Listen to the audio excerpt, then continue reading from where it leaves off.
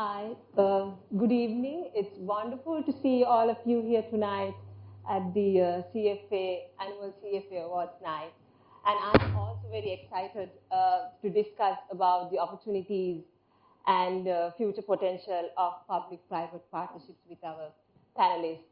So for that, we will start with discussing on the current status of Sri Lanka and also discuss in terms of regional experience with PPPs.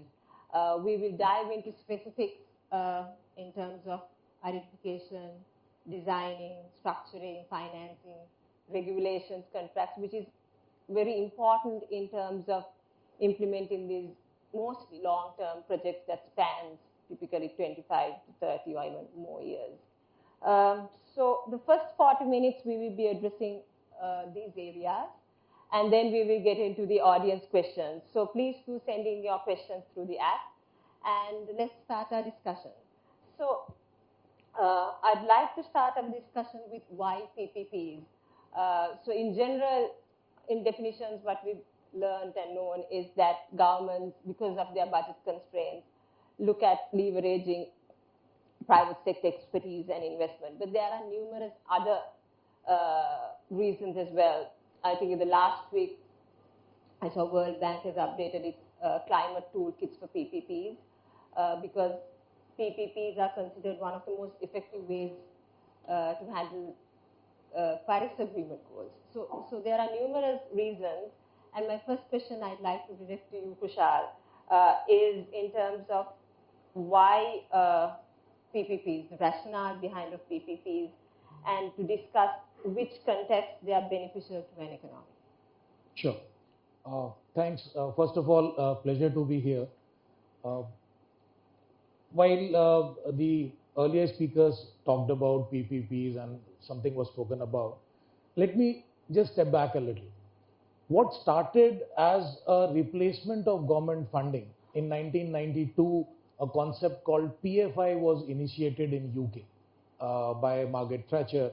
And that was a pure program of replacing government funding with private sector funding to develop infrastructure. So it started as a replacement of funding, and over the years, it has converted itself into something called public-private partnership, where we are just not looking at finance, but we are looking at many other elements, many other benefits that could be derived when the government joins hands with the private sector. Now, what is PPP? If you look at the definition of PPP, there is no set definition given anywhere in the world. A lot of agencies have tried to define it. Everyone has used different yardsticks and different languages, but there are 2 or 3 themes that come out from each of those definitions. It is an agreement between a public and private sector for a longer duration of time, typically more than 5 to 7 years, goes up to 99 years. We have seen examples of even 99 years contract durations. There involves either creation of public assets and in some cases only operations of public assets. I'll come to some of the examples. So we are not only looking at creation of an asset, we are also looking at the operations of an asset. And that brings me to the point that are we only looking at financing? We started with looking at financing, not now. Now the key benefits that are coming out of PPPs can be again looked into 4 different buckets. Bucket number 1 would be enhancing the capabilities. The government is doing something on its own. There is a capability problem. Capability also includes financing, but managerial capacities, technical capacities. So by bringing in the private sector component, we enhance the capabilities. A small digression, while we all talk about 1992 as the start of PFI, my research says that the first PPP project happened in 1850. The first railway line that was constructed in India by the East India Company was actually a public-private partnership through a contract which was a 99-year contract. It's a different issue that when India attained independence, all those contracts was cancelled. But 1850s also somebody thought about bringing in the private sector capabilities. Funding was not an issue at that time. But the government had no wherewithal to even think of how to construct a railway line. So private sector was brought in. So the first important element of PPPs is it enhances the capacity. Second is it improves the quality. There have been numerous examples, numerous studies which showcase that an asset created by the government through its own contracts is inferior compared to an asset created by the private sector, provided the private sector is asked to maintain it for a longer duration of time. Classic example, a road constructed by a road development corporation typically lasts for 2 years or maybe just one monsoon season. But when the private sector manages it, private sector constructs it, it lasts for 5 to 6 years. In some cases, 8 to 10 years. Because he knows better investment, better quality will lead to lower life cycle costs. So it improves the quality. Third is it also gives an aspect of value engineering. We are all attuned or we are all guided to follow a particular direction which has been given in our codes. Like for example, when we are asked to develop a building, there is a national building code which is to be utilized. But within that, exploring options on how to improve the quality, how to reduce the cost is not something that we do. When the private sector is brought in, it also tries to do that, thereby improving the efficiency. And a byproduct of all these things is, in most of the cases, we also ask the private sector to bring in the money. And therefore, we change the government expenditure to the private sector expenditure. So for me, when I have worked in a number of projects, number of countries, I never advise the government saying that you should do PPP because it will reduce your cost. No. The government should do PPPs because it will bring in efficiency, it will improve quality, it will allow value engineering, and in the process, it will also reduce the debt load or the funding load on the government. Especially after PPPs, after COVID, when the pressure on the governments is more on spending on the social sector, infrastructure sector has been left a little bit, I'll say, often in terms of money, and therefore PPPs make a lot of sense there. Secondly, in some of the countries now, governments have decided that they are not in the business of business. They are in the business of governance, so let the private sector do the business. And therefore, they are exiting number of sectors. For example, most of our governments, I'm talking about the SAARC region and the adjoining countries, all the governments have tourism corporations which are running hotels. Now, what is the need of government running a hotel when the private sector can run it far more efficiently? So most of the governments, and I'm working with 5 national governments at this point in time, they have decided that we want to bring in the private sector to even run and operate their hotels. And that becomes a PPP. Some people call it asset recycling also, wherein existing asset is given to a private sector for some money and things like that. But it's a part of PPPs.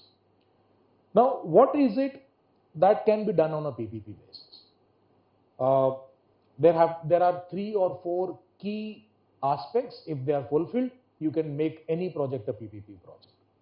We usually start PPPs in infrastructure, and as the sector matures, the domestic industry matures, we move on to the non-charted sectors to do PPPs. But the key elements are, there has to be an incentive structure for the private sector. No private sector organization will come and operate or come and develop an asset for you if it is loss-making.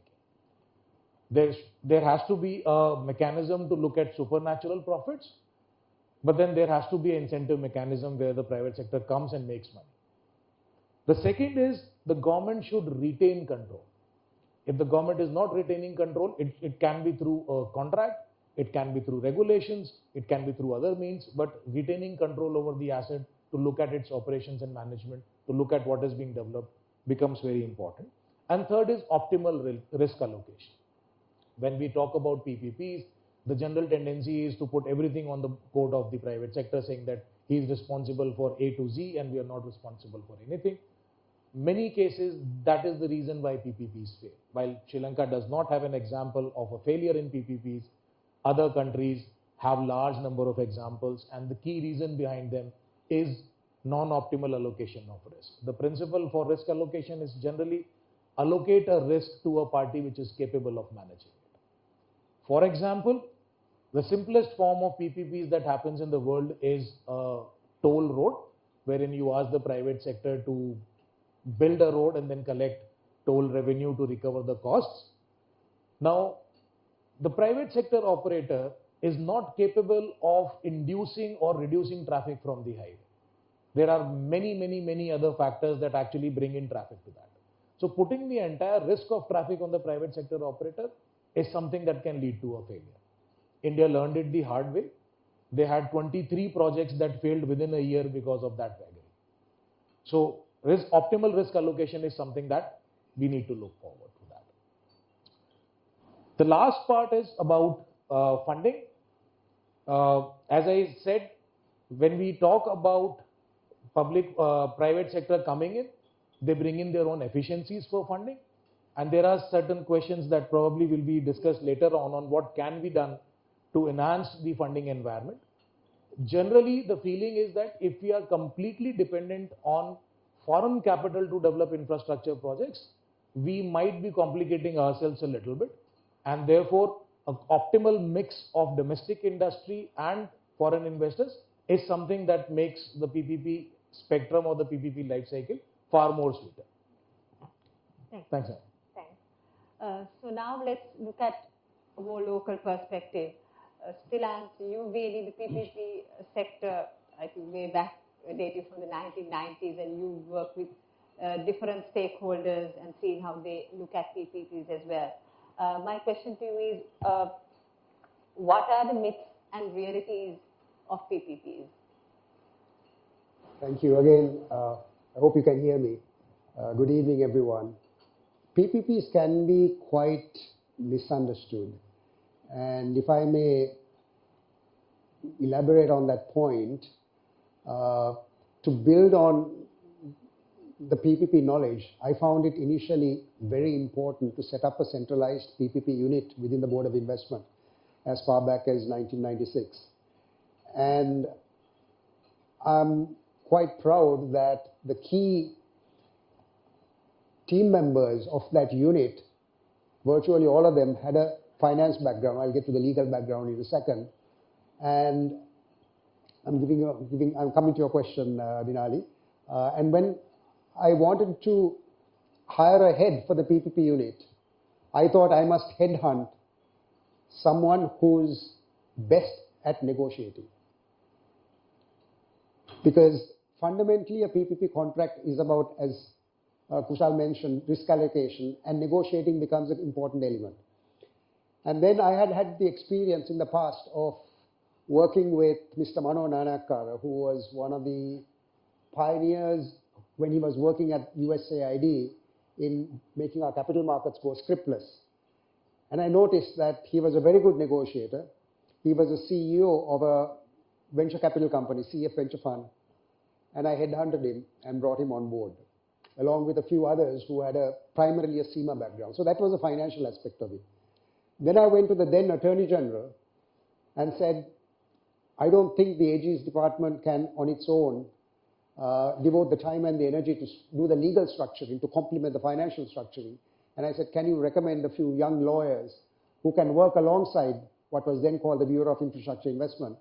And of course, young Shanaka De Silva was recommended by the then AG, 20-something years old, along with Dr. Asanga Gunavansa and a few others. So having that capable team within government helped us define, helped us communicate, helped us, in fact, win over stakeholder support through sheer power of analysis and power of negotiation. So in terms of what are the typical myths about a PPP, and we have had resistance throughout the process of negotiating PPPs. Number one, it's always better and cheaper for the government to borrow from donors on concessional terms and build a PPP. Thanks to the finance team that we had, when it came to SAGT, South Asia Gateway Terminal, our competition was the entirety of the port sector, starting from the minister and to one of the donor agencies who wanted to give a soft loan vis-a-vis the private sector proposal. So we had to win over the port authority. So we did a quantitative analysis, and we demonstrated that the donor-funded loan on a per 20-foot equivalent basis was 2.25 times more expensive than the private sector proposal, number one. Number two, we demonstrated that if the port authority continued to manage this terminal, similar to the Jaya container terminals, they would employ about 3,000. The private sector needed only 600. Number three, we demonstrated that the cost of paving based on the donor-funded contract was 5 times more expensive than what the private sector proposal was. Much later, we demonstrated that when it came to a private sector proposal on an elevated highway, this never got built. It came 35% lower than the Road Development Authority's engineer's estimate. I can also quote a wind energy project that was built by the Ceylon Electricity Board in about 10 years ago, or sorry, about 5 years ago. I did the analysis on that. Had the private sector built that same wind energy project, the tariff would have been at least 20% lower. Again, funded by a donor on concessional terms. And I can tell you openly, I have seen the loan contract. The loan contract included 5 circuit bungalows. One of them had a swimming pool and 17 vehicles. Now you can tell me whether to build a wind energy project, any of you in the private sector, whether you need circuit bungalows and 17 vehicles. So that's one of the myths. The second one is, the private sector is going to take away all the profits. Now, which comes to the point where many of the state-owned enterprises are staffed by financial professionals who don't understand that a dividend yield is realized only after paying all of the overhead costs, and whether there's foreign ownership or local ownership. And the other point that is constantly being looked at is that it is always better for the state sector to do it, because via a sovereign guarantee, better outcomes can be realized. Again, we have seen the result of it. We've seen a whole host of power sector, water sector projects for which sovereign guarantees have been given, and today we are faced with the debt crisis. So those are some of the myths, and the reality is that, as you pointed out, Kushal, there are significant efficiency gains that the country can gain. For example, when we privatized, or when we did the first ever PPP in the port sector, the crying need at that time was to stop strikes in the port. And ever since SAJT has been built, the number of strikes in the port of Colombo was 0. Prior to that, some of you would not have been born, there were at least 2 strikes a year. In the case of telecom, the reason for privatization, 2.5 years of average waiting period for a fixed telephone line. So these are some of the aspects that we had to deal with when it came to pushing through the PPP agenda at the time. We'd love to hear more, but I think we'll have to get into the next question. So the next question is in terms of law, and Sanak, again, you, just like Ilan said, has been in this area for so long. So I have 2 questions for you. First question is, what is the current status in Sri Lanka with regards to regulations and legislation? And the second is in terms of improvement. I'll rephrase this question such, okay, if you were given the authority today to introduce legislation to improve landscape of PPP implementation, what would be the top 3 changes or additions you would do? First of all, thanks very much for inviting me. I'm very glad to be here. And this is a lovely topic to be discussing at present. So I'll get to the topic. What is the status of the law? Fortunately for us, we have had a system of law in operation in our country for at least 200 years. If you go beyond that, you will see even at that time we have had a legal system in place. Our Supreme Court goes back to 1833 and beyond that also. So we have a very, very well settled system of law. We have a very well settled system of courts. We might complain about the time it takes to hear a matter, but as far as the law is concerned, it is very well settled. Now, it is in that context when we looked at the very first PPP that we were going to do formally, that was a power project. It was necessary for us to look at whether these contracts could actually be done under our law in that manner, or we needed a law. I went and looked at the electricity ordinance at that time. It's a 1940 or 50 piece of legislation. When we looked at it, it was structured on the basis that the whole electricity sector would operate independently under a regulator. There was provision for licensing of power generators, provision for licensing of distributors and transmission service providers. And as a result of that, no changes in law was needed. Now, if you look at I saw the board, it said 88 PPPs have been done. Great achievement. And if you look at them, there was no necessity for us to change our law. Our law is good enough. Our law is strong enough. And Kushal said that we have not had a failure of a PPP. That shows how well these have been structured, and they can be structured under our law. So again, one of the myths that is there is you can't do a PPP in our country because we don't have a PPP law. No, that is not the case. Our law is strong enough, our law is robust enough, and we can do PPPs. We have done them. They work perfectly well. One of the best examples is SAGT, which was done. It was done in, it became operational in 2000. 24 years on, it still works very well. If you look at the power sector, there are plenty of PPPs which have run out of time. They operated the whole duration of the PPP, and the projects are over. And that's a great achievement that we have done. Now, what are the laws that we require? Yeah, it can do better with certain types of laws. And the laws that we require are basically not the law to do it, but to manage it, manage the process, the procurement processes. How do you do it? How do you select these items?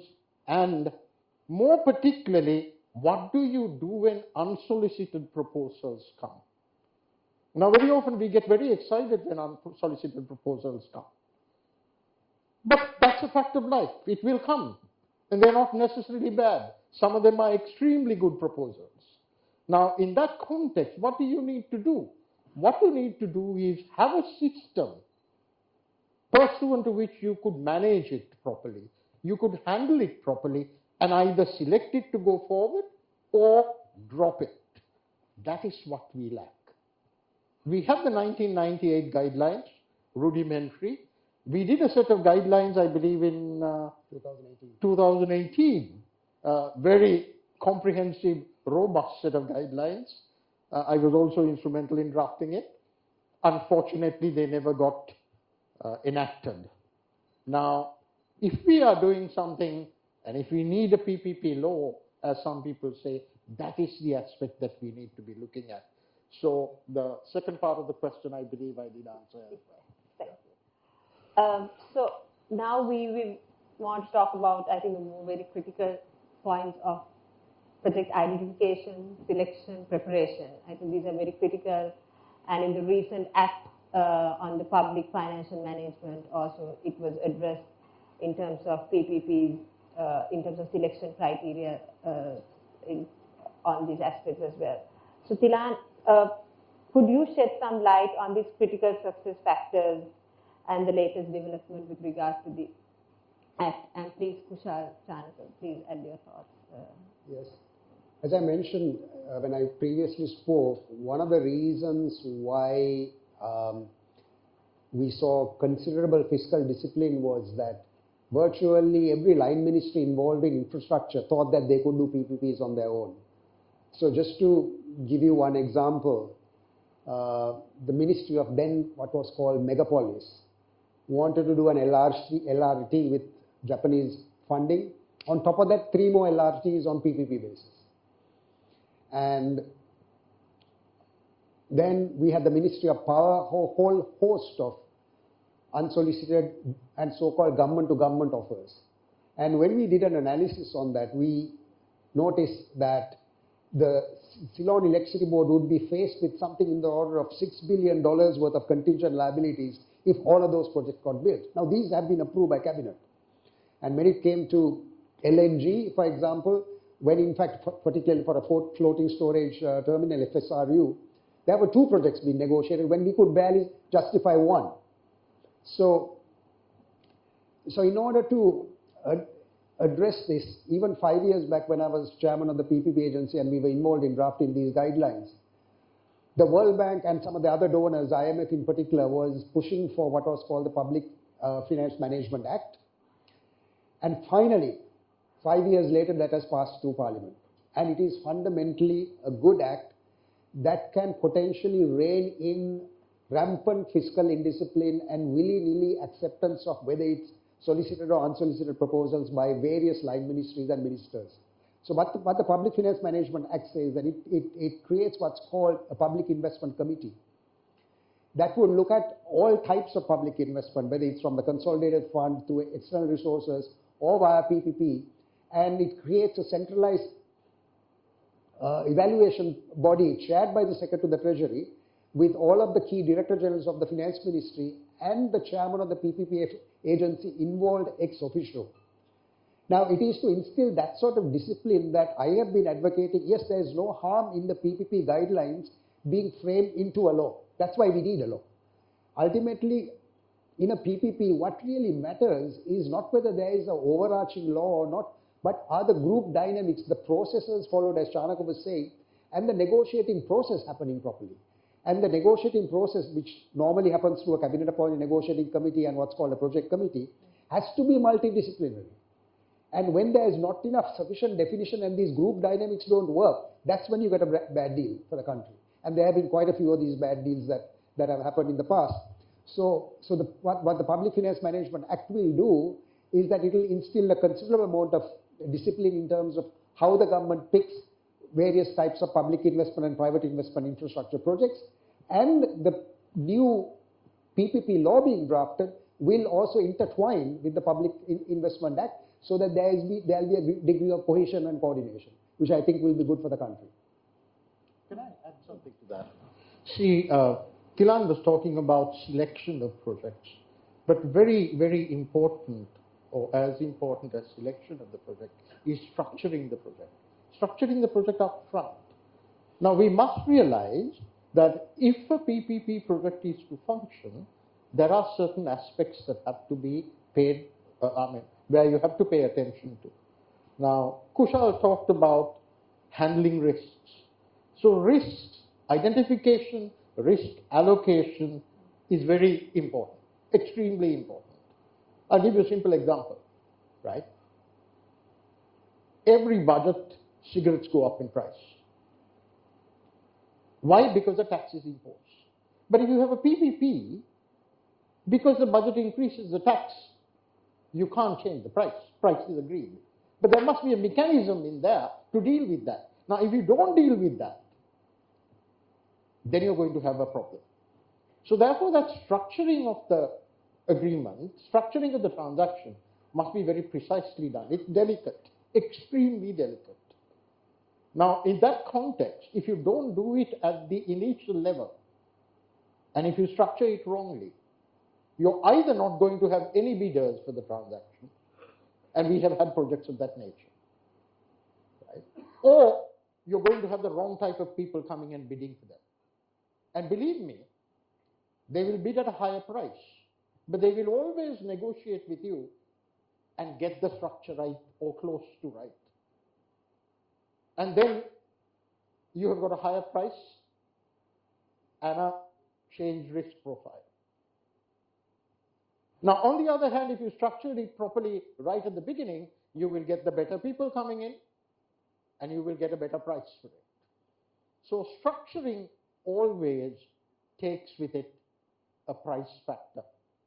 Because in all these transactions, the total amount that you pay is basically the amount that you pay as well as the risk that you take. And that is unseen.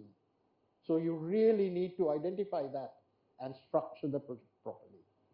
Plus, I'll be only 1 minute. People involved are also important. So when it came to SAGT, thankfully we had assistance to technical funding through which we hired fourth sector experts. So when the project proponent, John Keel's PNO, submitted their proposal for the first time, total revenue to the state was $2.2 million. And then through 8 months of negotiation, that figure was taken to $28 million a year, despite going through the solicitation process. So that is why both the structuring element and the people element are both become important. And today, the actual numbers show that the Port Authority, risk-free, makes $30 to $35 million a year from both the private sector terminals, CICT and SAGT.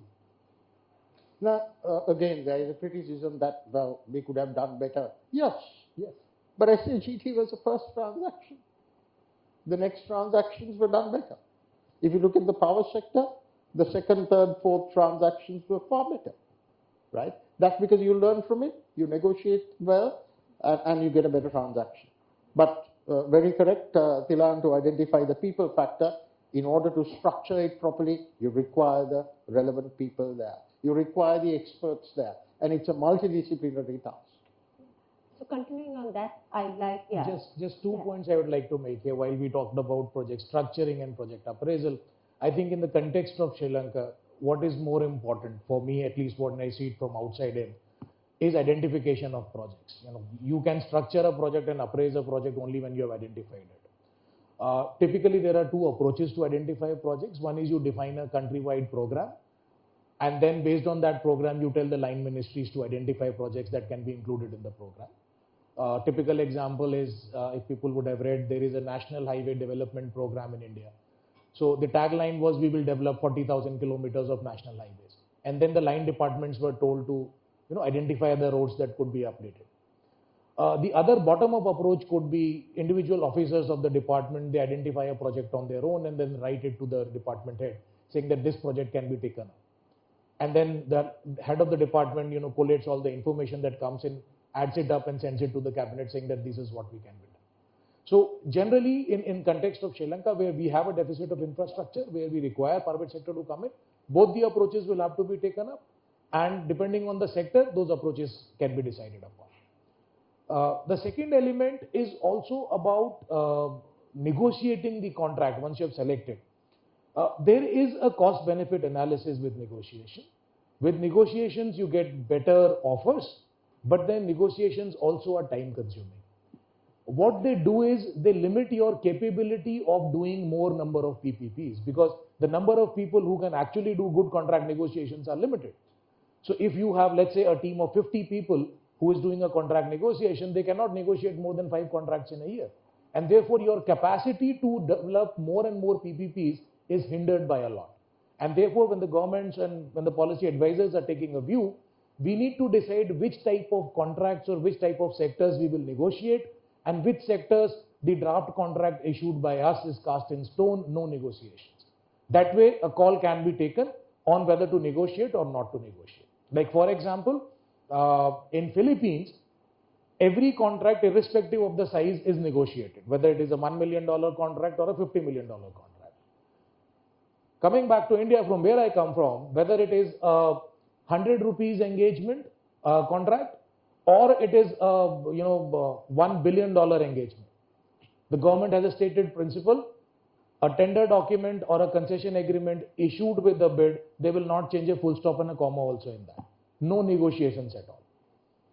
We might get some bad deals because it is just no negotiations, but in the process, they do a large number of PPPs. So we'll also have to take a call on whether we want to negotiate each and every contract, or we want to exclude some of the sectors where we don't want to do negotiations. Again, by improving the capacity and the capability. One more point, political leadership. Yeah, so I'd like to discuss more about structuring, but before that, let me get into finance and address that area as well. So in terms of financing, I'd like Kushal to discuss in terms of what's the challenges that you've seen in the region with regards to financing for these large infrastructure projects, and if Thilan could add in terms of Sri Lanka, especially with the default status, how we can handle financing with respect to PPPs. Sure. So typically, when this answer is specifically to large infrastructure projects, generally a large project would be funded by equity from the private sector and debt coming in from various sources.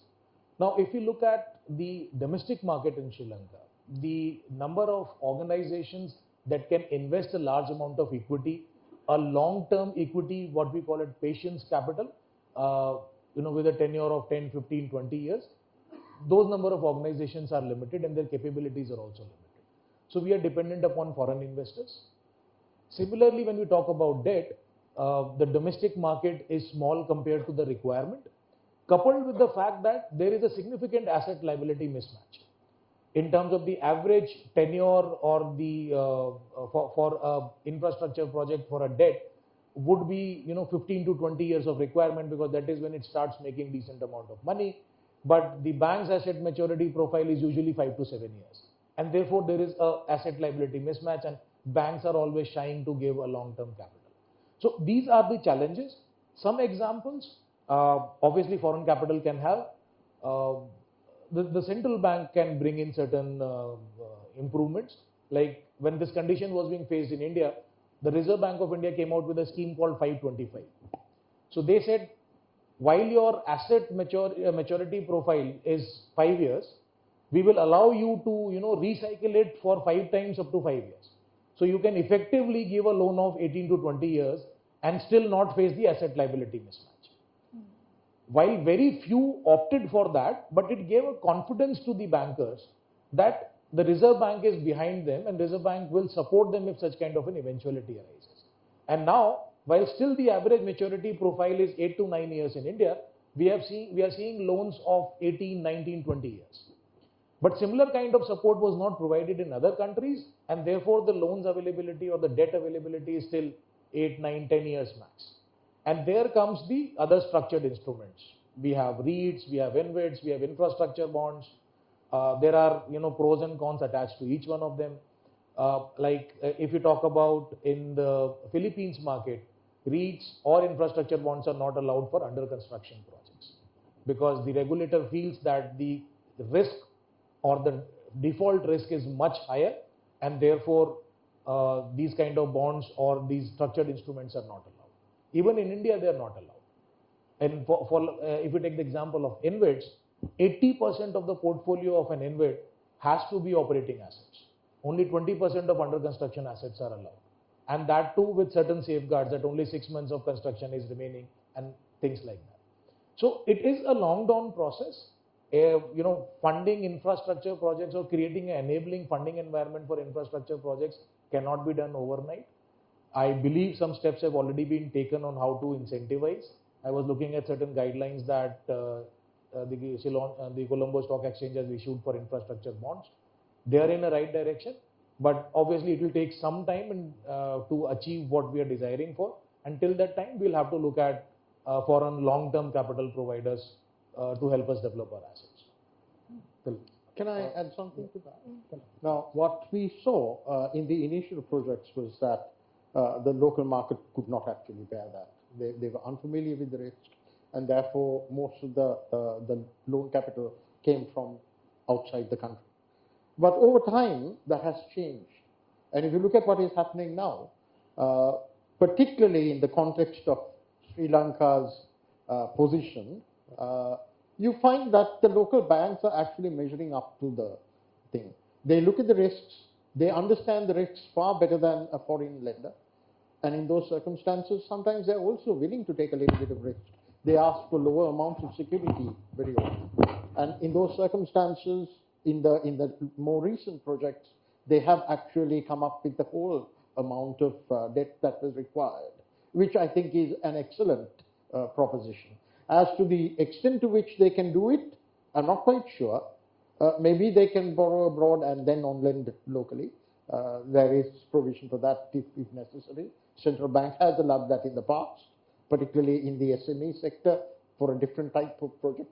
Maybe they can permit that kind of thing, but that's really something which is interesting to watch, where the local financiers actually step into these projects by themselves. If I may very quickly add, in the late 90s, we had what was then called the war risk premium.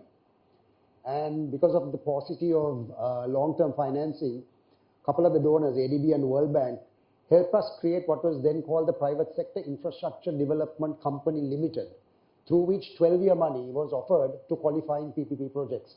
So some of the larger PPPs actually drew down on that. Now today we have a different kind of a problem which is more serious than the war risk premium, which is a credit rating, which is having default status. So today there's a huge risk premium to lend to Sri Lanka, particularly if the off-taker is the state, such as the Ceylon Electricity Board, which now when the speaker signs on the new Power Reform Act, the CEB becomes defunct effectively.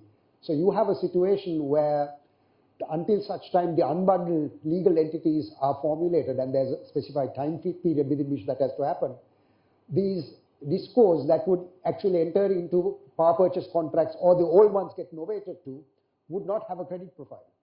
So therefore, the government is talking with certain donors to create a backstop guarantee structure involving MIGA, the Multilateral Investment Guarantee Agency, to provide that assurance to lenders so that the cost of borrowing can go down, so that the issue of the sovereign risk is taken care of. So, but in the meantime, what is encouraging is, of course, in projects such as the Colombo Port, particularly the West Container Terminal, where the off-taker is effectively shipping lines of the world, so there is no state risk. A DFI is just about finalizing Shanaka, the lending agreement for $550 million. So that project will financially close. It's already under construction. So these are the challenges. But the point is that there is a huge plethora of capital out there that's available, from SDGs to sovereign bonds. Some of the DFIs give you 17-year money as long as there's a good project. So we've got to get over this initial hurdle of getting a credible sovereign rating in order for us to tap into these markets fully. Yeah. So the local banks, which I spoke of earlier, actually comes up with 12-year money. And in one of the recent projects, the parties who were also negotiating with a foreign lender basically turned back and said, look, it is better for us in the current circumstances to go with a local lender, because rupee income, rupee loan, no foreign exchange risk involved, and the rates are practically more or less similar. So because of the premiums involved, so they decided to go with a local lender, which is an extremely good development.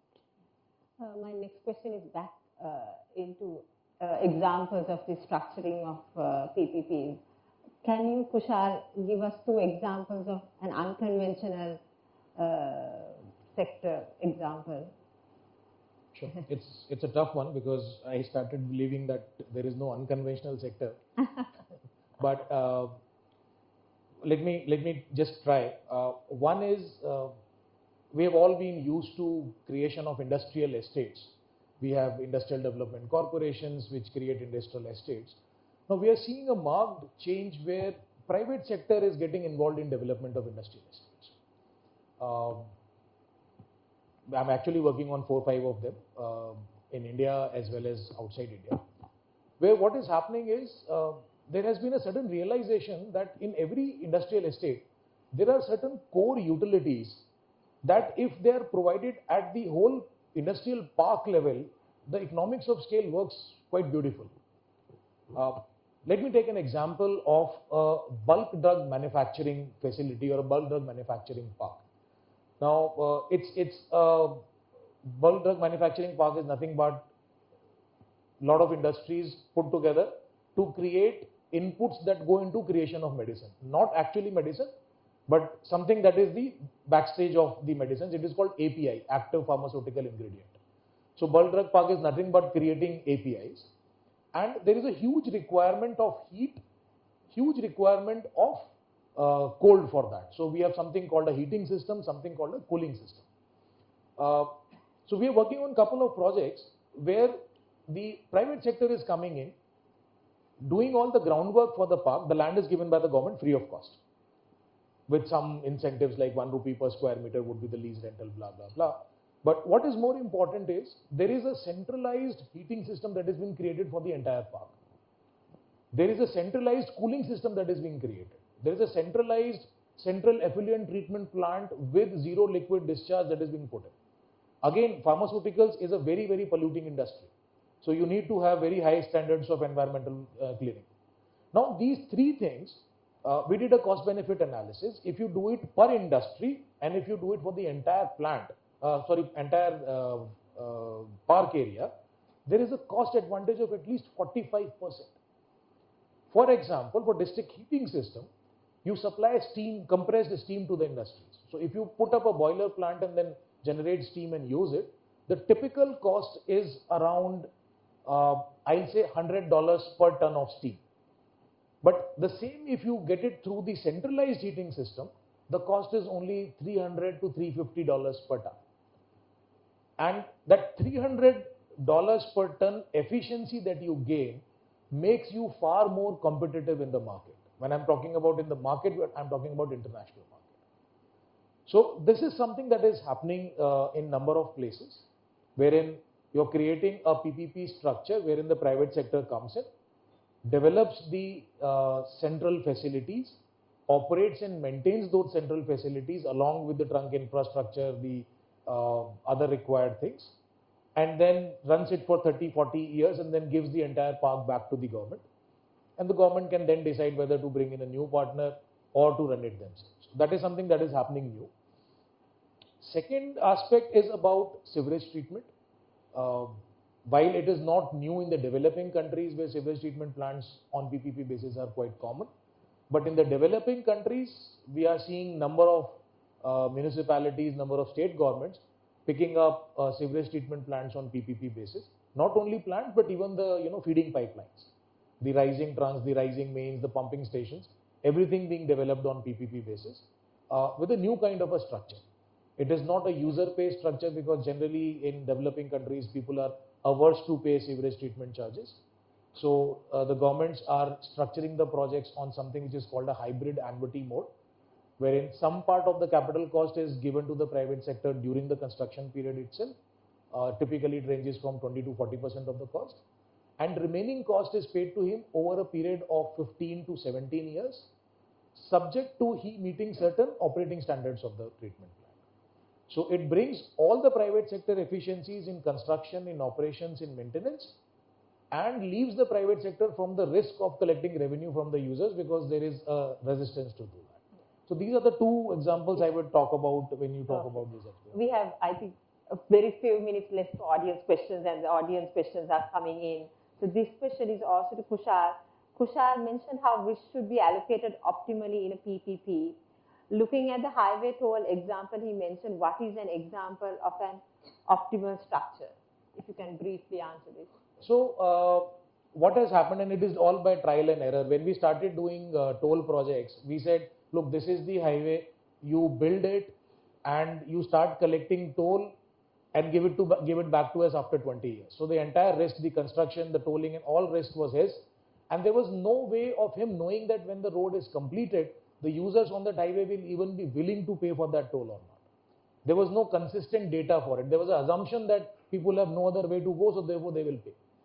But over the period when we learned that this is not the right way, and as soon as the revenue collection starts on the highway, a lot of people start moving away because there are other roads available. We came out with a different structure which is called a hybrid annuity structure, wherein the person who is asked to construct and operate the highway is not supposed to collect revenue from the highway. So how it is happening now in India is you do a hybrid annuity mode award for a development of a highway. The role of the concessionaire or the private sector is to construct and operate the highway for a period of 15 years. Coupled with this, what the government does is when the highway is complete, the government does the user fee collection or the toll collection on its own for 1 year by appointing an agency or by appointing its own people. And since we have an electronic toll collection system mandatory in India, it's fairly easier. We have 98% penetration for electronic toll, so cash transactions are limited. The chances of proliferation are on the lower side. So for 1 year, the government collects toll. That 1 year data is then put up in the market saying that this is what we have been collecting in the last 1 year. Now we are ready to auction the toll collection rights for the next 20 years. A different breed of investors comes in, people who do not want construction risk, people who do not want operations risk for a particular period of time, but they are willing to take the toll collection risk. And that auction, or we call it a toll operate transfer project, we get the money upfront for it. The requirement is that whatever you quote as the amount to take that contract, you have to pay it upfront on the day of signing of the concession. That money the government gets and uses it to pay the hybrid annuity contract that it had awarded earlier. So it has become a cycle. And this is one way of optimal risk allocation. So we learned that we are not doing the risk allocation properly. and therefore we have bifurcated the projects into two parts, bringing in two different types of entities to manage different risks. We have another audience question, and I'll ask that from you, Chanaka. If you play devil's advocate, what are the weaknesses or flaws of PPPs as a concept, and what needs to be done further to mitigate such weaknesses? Well, to be very honest, I've not really come up, or I've not really seen a weakness in a well-structured PPP. But very often what happens is land rights relating to transactions tend to be very often an issue. Because, you know, in our country, land rights are sometimes not quite clear. So therefore, you try to get the land from the government if the government can give it, or if it is acquired land, you can mitigate in that form. But then the problem is sometimes the government does not want to give the right to mortgage a leasehold right. Or now, if the government takes up a position of that nature, which I've seen in a couple of transactions, you actually upset the project significantly. Because that is one of the things that is there for the purpose of having a well-structured public-private partnership, right? For instance, if in a port, you create a terminal and a lease is given to the terminal operator, and you tell that terminal operator you can't mortgage it for the purpose of, you know, raising capital, that's a big issue, right? So those issues we have seen. That is why I said right at the beginning, you need to structure it also very well. Thank you. So we are taking the last question from the audience, and that's the asked from Silan. We've already run out of time, so a brief answer. Why is tendering process crucial within the framework of PPPs, and how does this differ from a traditional tendering procurement process? Well, tendering process is crucial in order to get the best value for money. I mean, value for money is both quantitative and qualitative. And it has always been proven that when one goes through a price discovery process, particularly if you take some of the power sector projects in renewable energy, there's data out there that projects that were tendered have come below the standard power purchase tariff for mini hydros. So it's a no-brainer that PPP projects need to be looked at in a competitive environment, apart from, you know, some of the qualifications that Kushal made. Traditional procurement and PPP procurement have certain fundamental differences, particularly the way the Sri Lankan procurement rules are drafted. Now, in the case of a PPP, the equivalent of a technical evaluation committee in the traditional procurement method is what is called the project committee. Now, the TEC cannot directly negotiate with the tenderers, whereas the project committee can. In fact, the project committee can co-opt anybody, literally, with the concurrence of what is called the cabinet-appointed negotiating committee. Because that's the nature of a PPP, notwithstanding it takes time, as Kushal was pointing out. So it is quite common for example, when a PPP award is made, that you select the first two parties. That, you know, so in the event that the number one party negotiations fail, there's always a threat that there's a number two waiting by the sidelines. So there are certain fundamental differences, particularly in the way in which, as I've mentioned earlier, the group dynamics happen when it comes to negotiating a PPP. And it's much more multidisciplinary also, because procurement of a typical tender, you're buying army boots, I mean, it's fairly straightforward. Yeah, thank you. I suppose one thing that can happen where you can go to something very close to a tender process in a PPP transaction is where if the project documents are very well structured, if the project is very well structured, you can then, like Kushal said, go out and ask the people to come and not have negotiations. And sorry, one more quick point, because even in a PPP, in the filtering process, in the selection process, it's always recommended to do a preliminary pre-feasibility study by the state agency concerned. So in general tender procurement, I mean, yes, maybe an economic analysis needs to be done, but there's more homework that one needs to also do before we get involved in the procurement process. Agree. So unfortunately, that's all the time that we have for tonight. Thank you very much, Kushal, Silan, and Chanaka, for a very insightful discussion. And thank you everyone for being a great audience. Good luck for all the contestants and have a good night. Dean. Thank you. Thank you.